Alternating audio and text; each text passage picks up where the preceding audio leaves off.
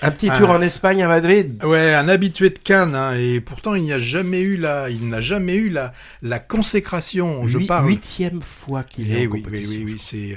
C'est bien sûr Pedro Almodóvar qui nous présente son dernier nouveau film, Autofiction. Alors, même si je trouve que depuis quelques films, il nous a habitués à plus de déceptions que de nouveaux plaisirs. J'avais personnellement gardé un mauvais souvenir de sa chambre d'à côté. Ah non, pas moi. L'attente était là pour Autofiction. Je me disais, bon, allez, ça y est, il va repartir.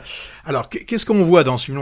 On va suivre Raoul, réalisateur en crise créative, qui décide de puiser dans la vie de ses proches pour nourrir son prochain scénario. Et en parallèle, on a une autre cinéaste, Elsa, qui apparaît comme son double dans une mise en abîme de plus en plus compliquée. Et là, je suis pas sûr d'être bien clair, vous m'excuserez car ce film est une sorte de millefeuille. Est-on dans la réalité, dans la fiction, la réalité des fonctions, on ne sait pas, Almodóvar s'amuse ou peut-être même s'embrouille, hein, je ne sais pas. Alors, mise en abîme, hein, c'est un procédé de plus en plus récurrent dans le cinéma actuel, hein, et je trouverais de plus en plus fatigant. Ce ne sera pas le seul film de cette émission qui aura pour thème le cinéma dans le cinéma. On parlera tout à l'heure de L'être aimé. Alors oui, là, le film, hein, c'est un récit sur la création et surtout, ce qui normalement anime la création, c'est l'inspiration. Sans inspiration, difficile de créer. Eh bien là, Almodóvar, il nous le dit en face, il n'arrive plus à trouver l'inspiration. Jusqu'à présent, il a toujours tiré de la réalité. Et là, on a son assistance qui dit « Tu vas pas quand même encore faire un film sur ta mère, hein ?» Alors, près de 2 heures pour tout cela. Pas grand-chose à dire.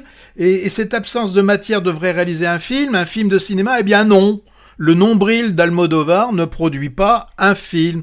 Alors, oui, je sais, certains nous diront il y a de belles scènes, il y a toujours des dialogues assez étincelants, des actrices magnifiques, il a réussi à nous placer Rosie de Palma, bien sûr, une fois de plus.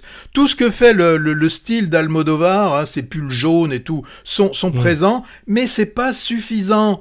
Un cinéma qui se regarde au lieu de regarder le monde, bah non, pour moi, c'est pas du cinéma. En fait, c'est un film sur la crise de la création qui finit par être la preuve. Donc Almodóvar face à lui-même et à son propre vide. Voilà ce que j'ai vu de Almodóvar. Toi, je crois que tu l'as vu hier soir. Ouais, moi je vais pas tirer plus sur l'ambulance autofiction. Almodóvar s'en charge lui-même d'ailleurs, hein, avec des commentaires méta négatifs sur son propre film inclus dedans. Ne reste ici, d'après moi, de son cinéma qu'on a beaucoup aimé que des plans élégants au cordeau et de jolies associations de couleurs qui claquent. Mais le fond m'a paru bien creux. Et un beau placement de produit aussi. Il y a aussi ça. Il y en a un peu assez de ces films montrant l'écriture ou le tournage d'un film, hein, où des cinéastes mettent en scène leurs propres difficultés de création. Truffaut, Godard et Fellini l'ont fait avec talent. Eh oui. Il y a un moment, avec La Nuit américaine, Le Mépris ou 8 et demi, et bien d'autres. Hein.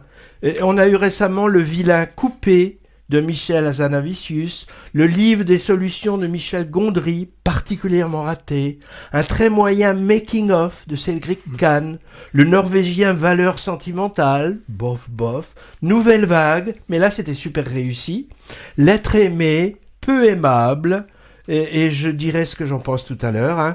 Et puis cette autofiction déceptif. C'est bon, je crois, hein. Le cinéma peut avoir d'autres objets que de se regarder le nombril.